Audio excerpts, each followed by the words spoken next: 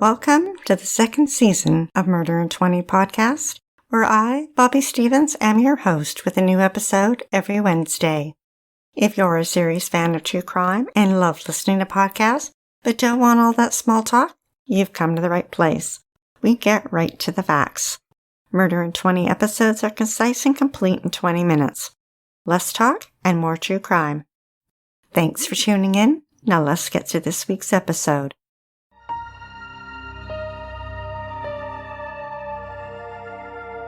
Now a warning that the court records in this case include gruesome details of murder, so please listen at your own discretion.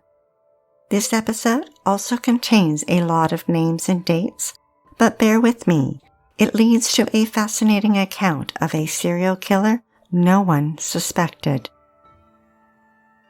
Little Bruce McArthur was born in October 1951 and grew up with a sister in a bungalow near Woodville, Ontario, where his parents farmed and took in foster kids. He attended a one-room schoolhouse, then in high school took the bus to nearby Fenland Falls. There he met Janice Campbell. Her yearbook photo portrays a pretty young woman with sleek long hair and an ambition to become a nurse. Bruce's photo depicts a young man with dark hair and a pointed chin, wearing a buttoned-up white shirt and a tie, and his ambition was to be successful. After high school, Bruce and Janice married. By 1986, they had a boy and a girl and lived in Oshawa, less than an hour's drive from Toronto. Over the years, Bruce held numerous jobs, including working at department stores. When he was 35, the couple bought their first home. Soon after, in 1999, big changes happened in Bruce's life. He declared bankruptcy and left his wife and family and moved to Toronto.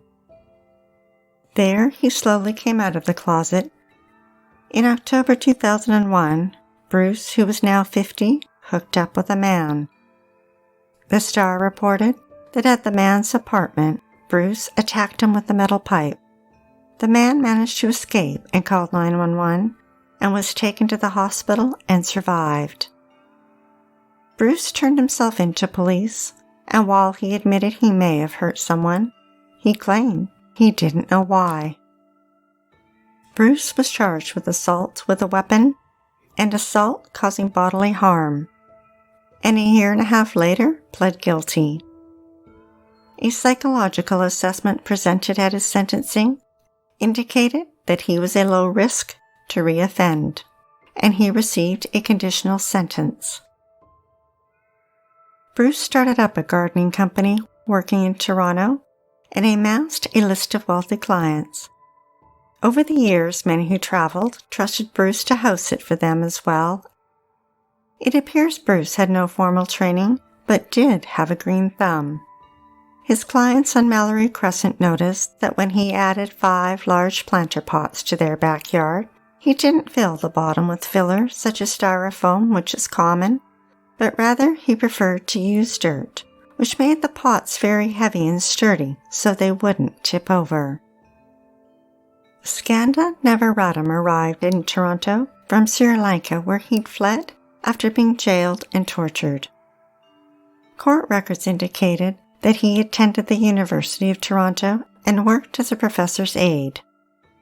Sometime in the 2000s, he met Bruce, and the two socialized, enjoyed trips to Niagara Falls, and became intimate. Bruce took digital photos of Skanda and saved them even after their relationship ended in 2008. On September 6, 2010, 43-year-old Skanda was seen leaving a bar. That was the last time anyone recalled seeing him. He was reported missing 9 days later. Abdul Bazir Fazee was a pressman for a company in Mississauga, a suburb of Toronto. He worked the 7 a.m. to 7 p.m. shift, but on December 29th, he left around 3 p.m. and called his wife to say he was going out with a friend. At 11 p.m., he was spotted at a bathhouse in Toronto's LGBT village. Abdul Bazir didn't come home that night, nor the next morning, and his cousin reported him missing. Now, the details of Abdul Bazir's murder aren't exactly known, because dead men don't talk, and neither did Bruce. Bruce wound a rope around Abdul Bazir's neck, then wrapped the rope around a metal pipe, and twisted, and kept twisting until he was dead. Then he snapped photos and saved them on a USB drive, so that with the click of a mouse he could relive it anytime he wanted. Bruce dismembered his body, packed up the pieces, and drove to another one of his client's property less than a mile away on Mallory Crescent. There he buried Abdul Bazir throughout the large pots in the backyard, the same pots he'd buried Skanda. Police located his vehicle in January, parked near a home by Mount Pleasant Cemetery, a home that Bruce was house-sitting while the owners were out of town.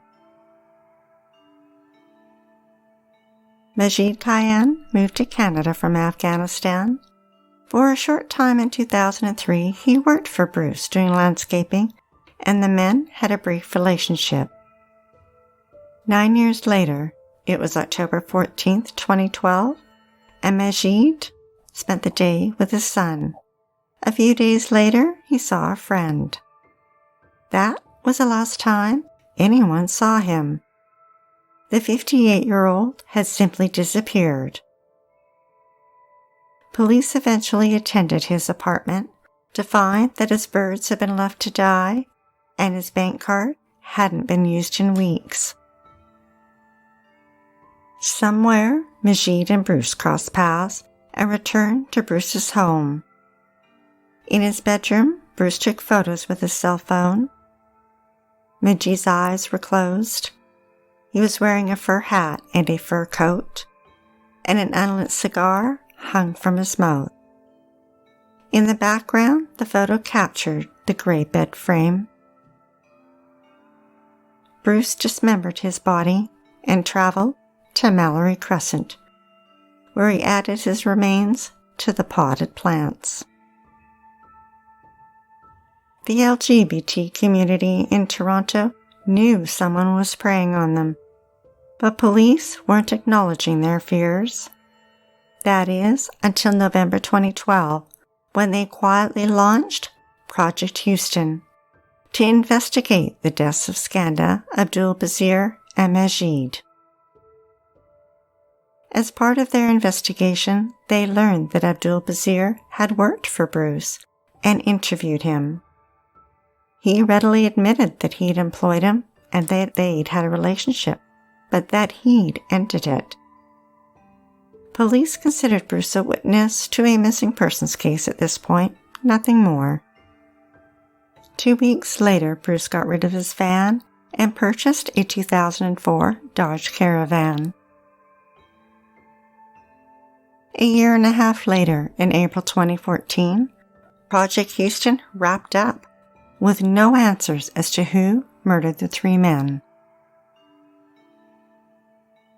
A month later, Bruce's request to the Parole Board of Canada that his 2003 conviction for sexual assault be pardoned was granted. In Canada, after 5 years, anyone with a criminal record can request the record be wiped clean, and depending on circumstances, it can happen. But meanwhile, the parole board had no idea that he'd murdered 3 men. Saroush Mahmoudi left Iran in 1991 and went to Turkey. He eventually came to Canada as a refugee and settled in Toronto, where he worked and lived with his wife. On August 15, 2015, the 49-year-old went to bed. Sometime during the night, he awoke, packed a few clothes in a black bag, and snuck out of the house unseen. He didn't show up for work, and his wife reported him missing.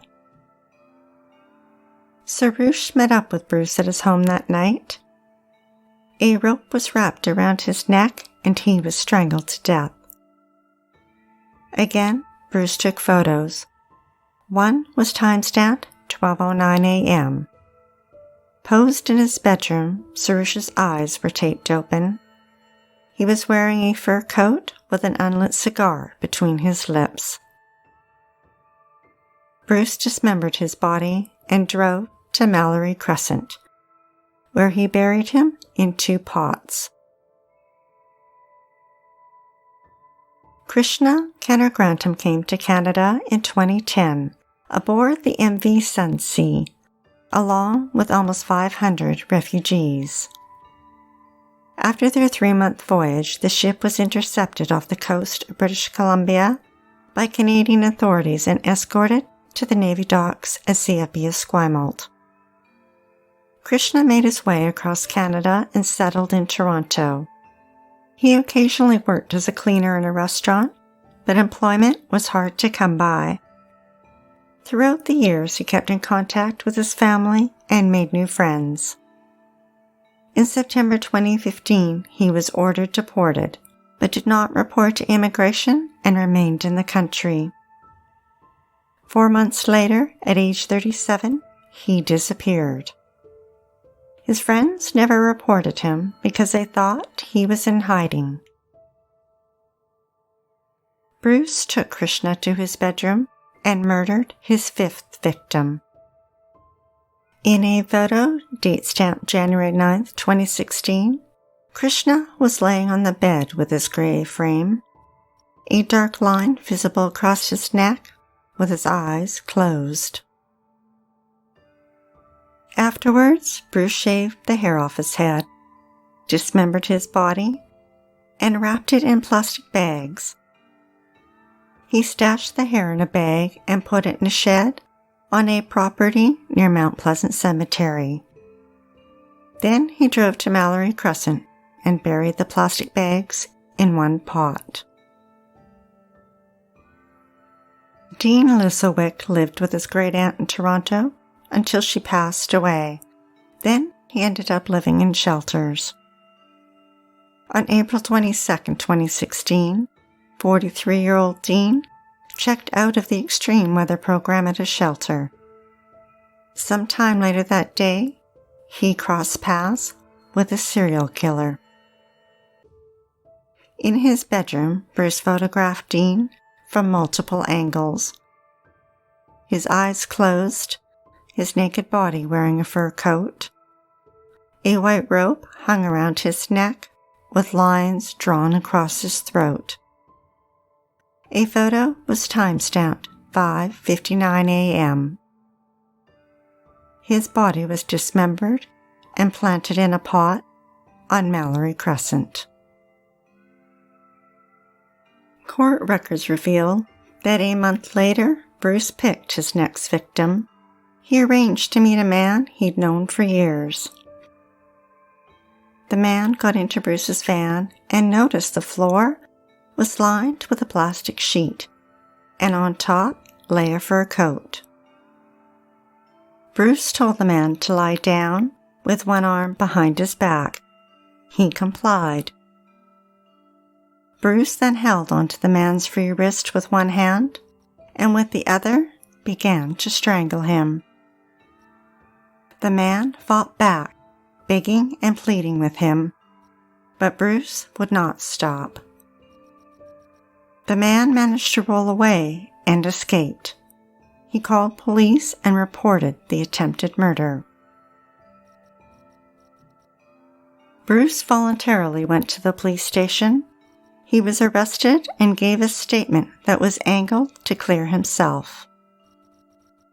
Had an officer ran a criminal record check, it wouldn't have shown his 2003 conviction because he had been pardoned.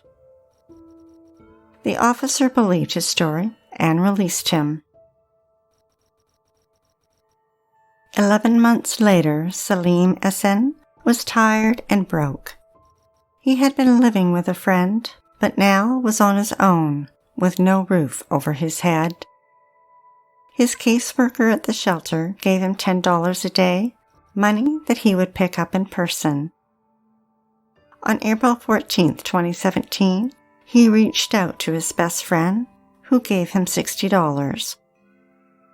The two texted often and spoke every day, and he found it unusual when 2 days went by and he hadn't heard from Salim.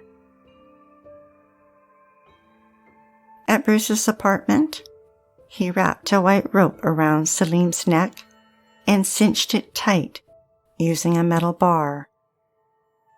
He snapped photos of him in his bedroom with his eyes closed and his body staged in a fur coat.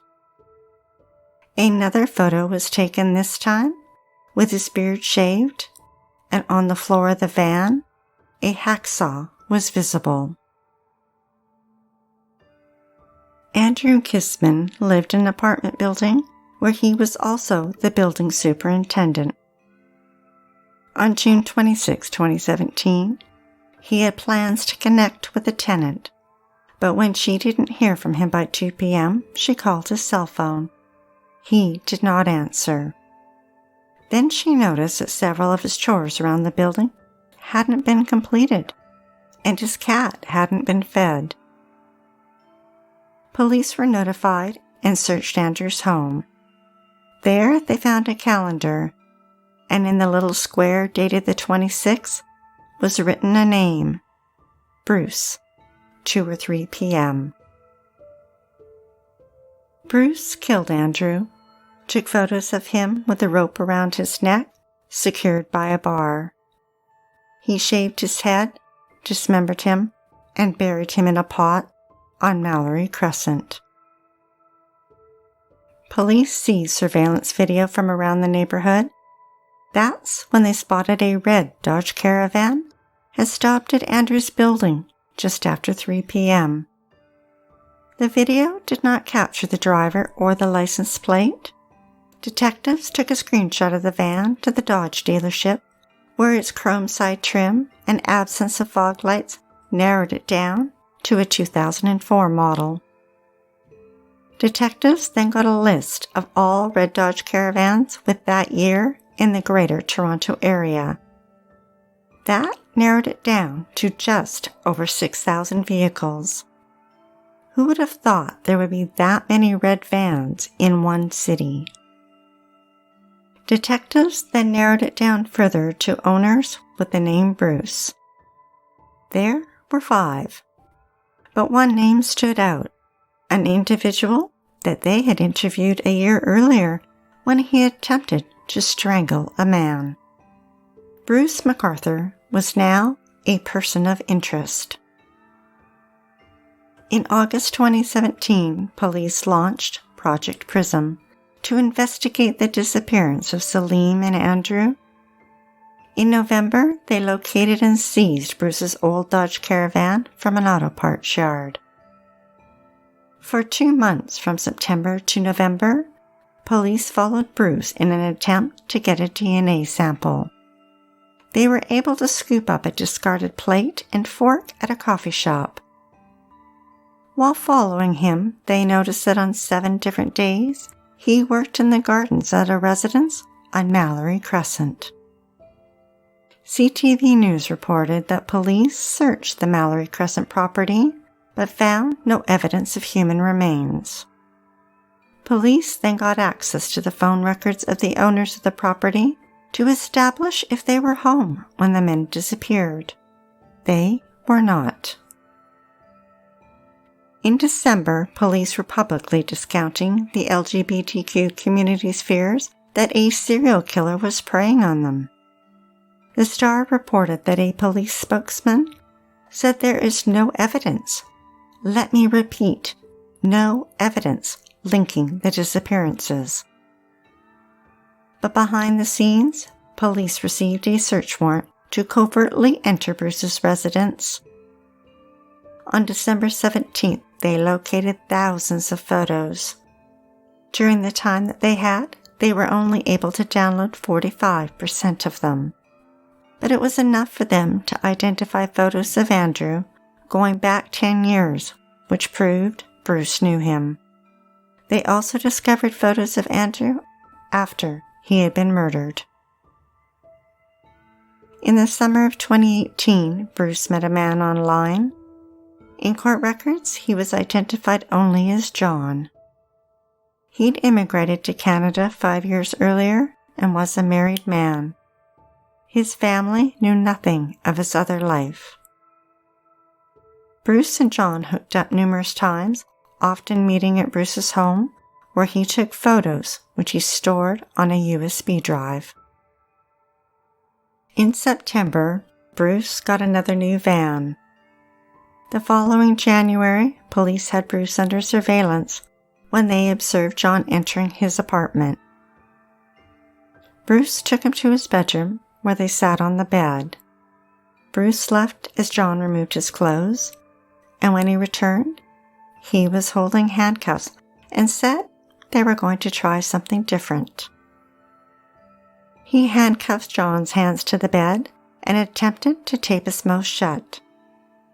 Detectives decided they couldn't wait any longer. They had to stop Bruce before John became his next victim. They knocked on the apartment door, and surprisingly, Bruce answered it. Police found John still alive, handcuffed to the bed. Bruce was arrested and charged with the murders of Salim and Andrew. Within 2 weeks, he was also charged with the murders of Majid, Sarouche, and Dean. Police descended again on the yard at Mallory Crescent with cadaver dogs, and over 9 days discovered the remains of 7 men buried in the 5 large pots. Bruce was charged with murders of Skanda, Abdul Bazir, and Krishna. It took investigators 4 months to complete the forensic examination of Bruce's apartment. They seized 1,800 pieces of evidence and more than 18,000 photographs. It was the largest forensic investigation in Toronto's history. Police had to wait for the ground to thaw on Mallory Crescent, and in late spring spent 4 months excavating the backyard, including a ravine behind the property that backed on to a forest. There they found the remains of Majid. The evidence against Bruce was insurmountable. They confirmed that Bruce had access to the residence on Mallory Crescent on the dates each of the men were murdered. They found DNA evidence in his old and new vans and his garage that linked him to Salim and Andrew. In his bedroom, they found a ring and necklace belonging to Dean and a bracelet engraved with Skanda. On the fur coat, DNA from Sarouche and Dean were identified. On January 29, 2019, Bruce pled guilty to 8 counts of first-degree murder and was sentenced to 8 life sentences to be served concurrently with no chance of parole for 25 years. In Canada, each charge carried a mandatory life sentence, but a judge cannot sentence someone to more than 1 life sentence. However, the judge can decide how many years are to be served before they are eligible for parole. In Bruce's case, he will be 91, so it is highly unlikely he will ever see the gardens outside of prison.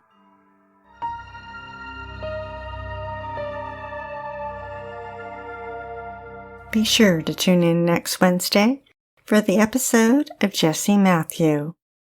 The women were young and carefree. Life was fun. Until, in the darkness, separated from their friends, he snatched them, taking what he wanted and snuffing out their lives. Their bravery and will to fight brought him to justice. We'd like to acknowledge Purple Planet for use of their music and our many editorial sources who are listed on our website. If you're dying to hear more, past episodes of Murder in 20 are available for free at murderin20.com. Apple Podcasts, Google Podcasts, Spotify, Podcast Addict, Stitcher, iHeartRadio, and YouTube. Also learn about upcoming episodes on Instagram, Twitter, Facebook, and TikTok. To support Murder in 20, please like and share, and feel free to leave a 5-star review on any one of them, or all of them. We're not shy. Until next week, stay safe, sleep with the lights on, and don't play with strangers.